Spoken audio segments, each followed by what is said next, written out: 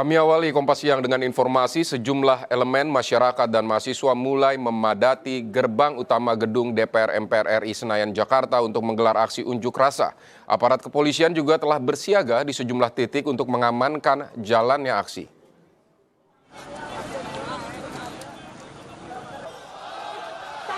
Empat aliansi besar terlibat dalam aksi ini, diantaranya Aliansi Masyarakat Pati Bersatu atau AMPB dan Gerakan Rakyat Menggugat. Salah satu tuntutan utama massa adalah mendesak DPR mengesahkan rancangan undang-undang atau RUU perampasan aset. Untuk mengantisipasi gangguan keamanan dan menjaga kelancaran lalu lintas, Polda Metro Jaya menyiagakan personel di sejumlah titik di sekitar lokasi aksi.